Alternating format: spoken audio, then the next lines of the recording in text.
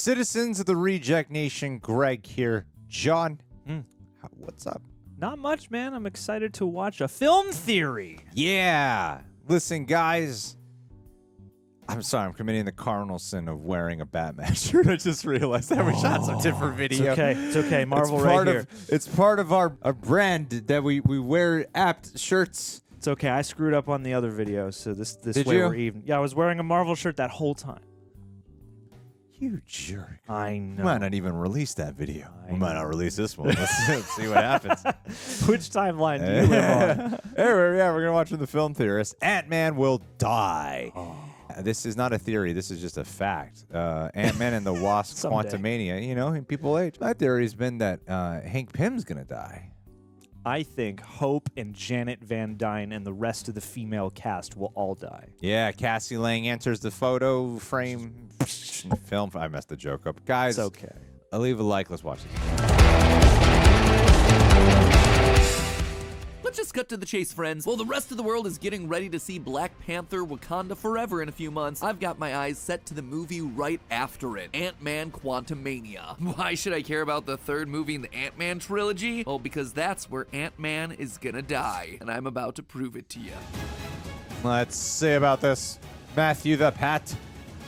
Don't take my Hello, Scott Internet. Lang. Welcome to Film Theory, where the smallest details transform into huge pieces of evidence. Case in point, today's episode. You see, even before this year's Comic-Con, it'd been pretty well established that Kang the Conqueror was going to be the MCU's next Thanos-level overarching threat. There's been no shortage it's of Dr. articles and interviews confirming that when it comes to Marvel, this is the guy that you're going to need to watch out for. And now that the next Avengers movie is straight up called the Kang Dynasty, forget about it. Case closed. So Forget far, we've about only it. gotten our first tease of Kang in the MCU as this big, overexcited exposition dump during the final episode of Loki. But in the comics, he's actually a multiversal warmonger, a guy who lives with the unlimited lives cheat code on. Not Contra. only does Kang have infinite violent variants floating around the infinite timelines, Kang's future technology is so advanced that he's able to transfer his consciousness to a new body at the moment of his death. The dude's like Rick Sanchez minus the existential apathy. And don't get me wrong, a citadel of Ricks versus Avengers showdown is certainly interesting in theory, but it ultimately might ring hollow if there's no stakes behind it. Thanos wasn't just an era-defining villain because he was powerful. If we learned anything from that galaxy-brained grimace, a box office megavillain needs to earn their place by altering the status quo drastically. They need to prove Squats that they're out. an existential threat to our favorite plot-armored heroes. They need to make our blood boil with the rage of revenge and the fear of loss. In short, someone's gotta get dusted. Yeah, it's so true because that was a big part of Thanos' threat level.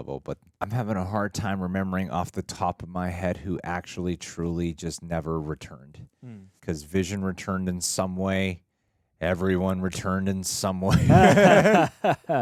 Gamora's back in some way. But for a moment, he It's like- wiped them all out. Versions of them die.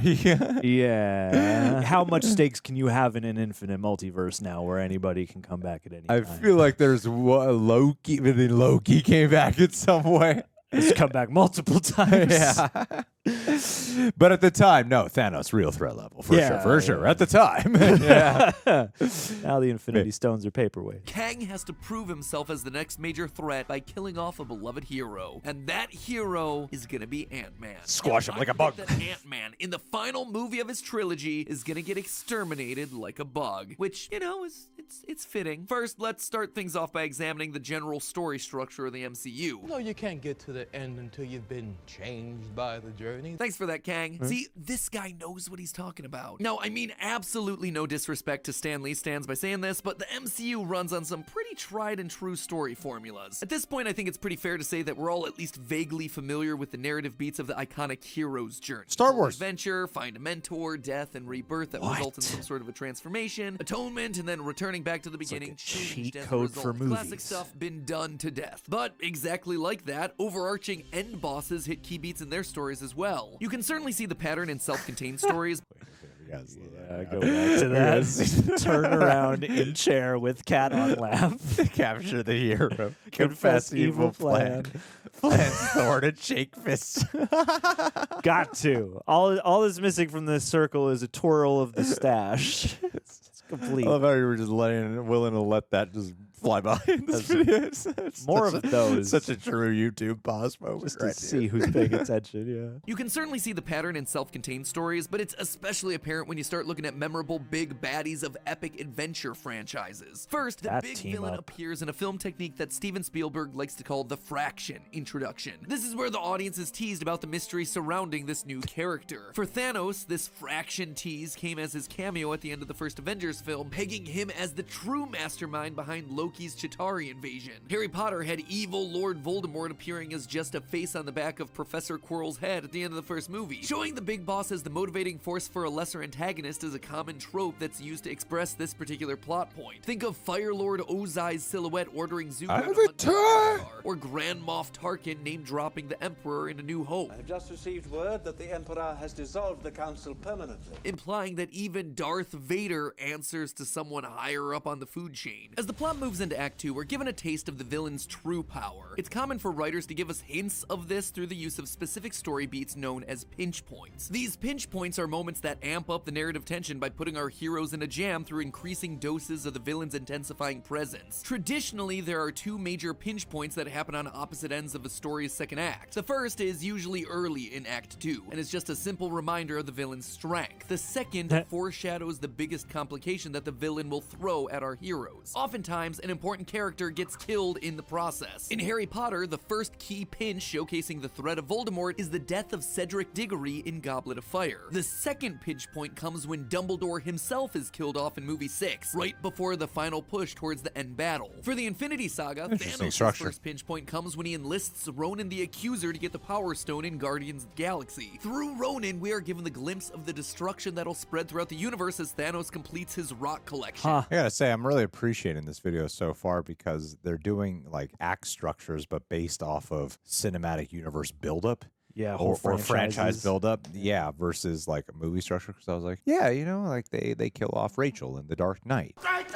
That would be one of these like pinch points he's talking about, and like where my mind went to, I'm like, oh, but I've never decided to look at like act structures in terms of franchise building. Yeah, you know? And I'm like, yeah. oh, there is a real thoughtful art to that. See the so. acts over several movies, like you would a show. The second pinch point is at the start of Infinity War, when Thanos decimates the Asgardians, boxes the previously unbeatable Hulk into retirement, and drives home that even the slippery Loki can't escape his inevitability. Loki's death is the linchpin of the pinch point. Without it, the stakes wouldn't be high enough for the audience to care. In one scene, Thanos decimates what have otherwise been indestructible heroes, giving us a sense of the real threat that he poses. Which brings us then to their moment of victory. After years of scheming in the shadows, the villain finally achieves their goal. When it comes to sprawling franchise-level narratives, this moment often happens in the second-to-last installment, leaving us on a cliffhanger so that both fans and heroes have to sit through their darkest hour for years, waiting for resolution. Just think about the king of this trope, Star Wars The Empire Strikes Back, where Han ends the movie as a big ol' ice cube and Luke loses a hand. For the Infinity Saga, this moment is when Thanos best skirts mightiest heroes and dusts half the universe. This structure achieves two purposes. First, it underlines the strength of the threat, but more importantly, it turns our heroes into underdogs. It's not certain whether or not they'll be able to prevail. The next installment then means that the heroes have to win back every inch of the world that they wish to fix, ultimately making the climactic battle feel that much more earned. So those are your lessons from the screenplay. And according to this time-tested story formula, we can look at Kang's confirmed appearances in the MCU to deduce how he might be similarly utilized fascinating. in movies in order to truly rise to the role of the next big bad. Right now, we've seen Kang's first teaser moment in the Season 1 Loki finale, and boy was that a journey on its own. Throughout the season, we see timelines getting deleted, Infinity Stones turning into meaningless rocks, and a hangry cloud monster that devours all matter. This leads us to the Citadel at the end of time, a big scary castle with big dramatic doors and a massive tension-building elevator. With the entire series building to this moment, Loki has reached the one pulling the strings behind the whole operation. The elevator doors open and Kang.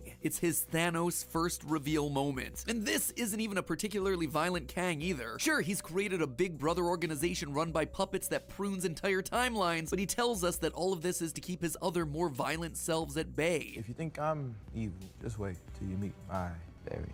With just one timeline, there's just one Kang, and he warns that his death is going to unleash a Pandora's box of crueler variants. So, of course, he dies, only to have everything start to unravel. Looking more broadly, right now the multiverse is in flux with movies like No Way Home and Multiverse of Madness. While Kang isn't connected to either of those events yet, those movies are already priming us for Kang's impending They're all multiversal possible. war. We're starting to learn the rules and the dangers that accompany wild multiversal collisions, just like the Infinity Saga introduced us one by one to the powers and dangers of the individual stones via movies that were completely disconnected from Thanos. The Reality Stone in Thor 2, the Time Stone in Doctor Strange, the Tesseract in Avengers, the Power Stone in Guardians. That way, when everything comes together with Kang, all the rule setting and world building has already been done in previous movies. Yeah, you see, like, this was something that I was really thinking about the other day of, like, what is it of why people were starting to really feel like Phase 4 is not connected, or that Marvel's like lacking connectivity as of late. I feel like, announcing stuff at Comic-Con with Kang Dynasty and Secret Wars is like, okay, no, those early theories that multiverses will collide coming together. And, when looking at the first 3 phases, I feel like with the fact that Phase 1 only had a few movies, and the point wasn't to who's going to be the big baddie. The point was, when are they going to team up together for the first time on screen? Like, we're so used to seeing these crossovers now. It's just a part of it. We forget that the Phase 1 buildup wasn't the big baddie. It was just the first Avengers movie, just to see them all come together on the screen for the first time. Yeah. And that's what it seemed like the endpoints were for those first 2 phases in some ways. And then after Phase 1 started to really become more about building up to fighting Thanos. Yeah. And whereas here, this past phase, it's just been, who are they going to fight to, and what's it building to? Yeah. How does this all connect now? Come on. What's the end point that we're building to? Because, like the first phase took a familiar semi-villainous character and just repurposed him as the main villain. And then, the second phase, you had a villain entirely concocted out of that one movie. Yeah. It's a good question. It's funny to me that we've had so much debate about Phase 4 and like, it seems aimless. Where is it going? But like towards the top of it, they gave you the figure who is going to factor heavily in through all this. And the further we get, the more I feel the clarity of like, oh, yeah. It's supposed to feel tangential right now because it's about to all collide, and those stakes in and of themselves are part of that. And I feel like that's a less tangible thing than like a physical threat, so I feel like it's easier to overlook that. All of this means that if we consult the handy-dandy story cheat sheet, the next time we'll be interacting with Kang will be the pinch points. And hey, wouldn't you know it, but we have 2 projects next year that have that pair of pinch points. One of these has to be Loki Season 2, due out in mid-2023. This one's obvious because at the end of Season 1 of Loki, we see giant Kang statues in the new layout of the rebooted TVA. Safe to say that Kang is going to play a huge role in Loki's return, which means that there's going to be plenty of time to get those pinches in. But the other pinch point is going to come even sooner than that, with Quantumania's release in February of 2023, and that one is going to be the death pinch. This is wild. And here's where the theory gets interesting. Loyal theorists, I submit to you Exhibit A minor leaked image from Quantumania's pre-production. These shirts were allegedly made for Quantumania stunt team, depicting a broken Antman helmet and the reflection of Kang the Conqueror ominously charging an energy blast. Now, installments of MCU films historically end with the destruction of a hero's iconic equipment. Iron Man 3 had Tony hit the fireworks button on his whole iron closet, Captain America Civil War had Steve Rogers renounce his shield, and Thor Ragnarok shattered Mjolnir. Goddamn, I never noticed that. Yeah, right. Scott Lang might just be left to face the nearly immortal time demigod Kang with only his wits. And well, those aren't great odds. And I'm not the only one to notice the power imbalance here. Back in October of 2021, Jonathan Majors, actor for Kang the Conqueror, was interviewed on the late night show Jimmy Kimmel. When he's questioned on how Ant-Man would possibly be able to contend with someone of Kang's power, we get this. No offense to Ant-Man, but Kang, if Kang is a Thanos, it's like squash. Ant-Man's dead. We'll see. Look at that face. Seems to me that Kimmel guessed right, and Majors gives him a little too much reveal with that facial response. That, my friends, is a man who has realized that Kevin Feige's snipers are on the way. So, from a narrative angle, it's the perfect time for Ant-Man to die. We have t-shirts from the production showing that Ant-Man is gonna get wrecked, and we have Kang's actor giving us some guilty vibes in interviews. But there's still one more piece of evidence that you need to see. Avengers number 500. The first part of the Avengers Disassembled comic arc that brought brought about an end to the Avengers team. Spoiler alert, in this issue, Ant-Man dies. Now, admittedly, it isn't at the hands of Kang the Conqueror, but the ripple effects of his death end up playing an important role in both Kang's development and the evolution of the Avengers. You see, Scott Lang's death is very comic booky. He's killed when the zombie corpse of his best friend unexpectedly explodes. This all turns out to be the result of a grieving Scarlet Witch inadvertently tampering with the fabric of reality. But it's not the how of this comic that's important, it's the why. You see, Scott's death is incredibly important because it's the catalyst that sets in motion the formation of the Young Avengers. One of the key members is Scott's daughter, Cassie Lang, who is so moved by Scott's death that she takes up the Ant-Man legacy under the codename Stature and forms the team in order to avenge him. And hey, wouldn't you know it, but the Quantumania poster and footage from Comic-Con showed us that Cassie is gonna suit up just like her dad in the new movie. Doesn't hurt that the Cassie actress from Endgame also got recast with a bigger name too, without even telling said actress that she was being recast. Bad look there, Marvel. Bad look. Now, it's pretty clear that the Young Avengers are coming to the big screen. Nearly every Phase 4 property has introduced or will introduce a potential Young Avenger, many of whom are the founding members of the team in the comics. WandaVision gave us Billy and Tommy, aka Wiccan and Speed. Hawkeye gave us Kate Bishop. Loki opened the door for Kid Loki. Multiverse of Madness gave us America Chavez. And Falcon and the Winter Soldier gave us Patriot. Heck, I wouldn't be surprised if Hulkling pops up in She-Hulk or Secret Invasion. Then you also have to consider the potential applications of Ms. Marvel and Ironheart, who are coming, and teens, and prime candidates for the MCU's Young Avengers lineup. Clearly, the building blocks for this team are being assembled. Now, we just need the event that gets them all together. Ant-Man's death, just like in the comics. But you want to know the real clincher? Kang is actually the first villain that the Young Avengers take on in the comics. It's Oh, dang. Shit. And to go even more subatomic on this theory, if Kang the Conqueror's run-in with Ant-Man goes as badly for Scott as I think it's gonna, that one kill doesn't just mold the villain that all these new heroes are gonna have to band together against in Phase 5. It's hard to argue with this. I'm so worried now. That's a hard one to argue with. Maybe he'll just really, really severely hurt him and they'll still form the Young Avengers. I mean, yeah. I just keep wondering, like, it's a freaking Paul Rudd. Well, That's the one thing that my mind just keeps going to.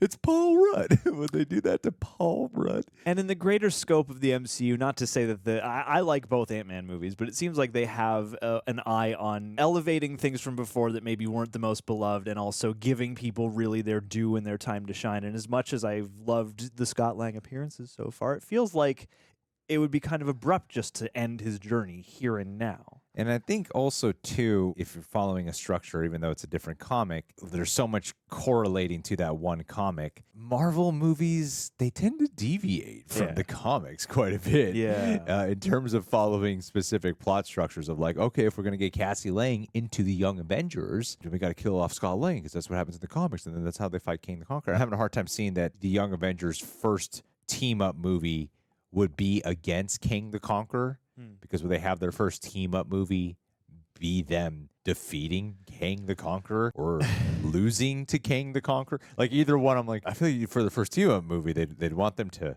win, right? And it'd be kind of weird for Kang to be subject to that as the first villain. Yeah, and would it, I mean, you can argue about variants and whatever, but would it undercut the Kang Dynasty to have had them go up against and defeat Kang as the kid Avenger, or, the Young Avengers, and then have, like, the adult Avengers lose to him or something? I mean, I still feel like in some way it could be Hank Pym who helps propel this, and then, the Scott Lang suit damaged in the process, or feels like such a failure, because one thing that this movie's dealing with is his ego, and his ego could be so shattered by the end that he loses all faith in himself, and Cassie Lang decides to take up.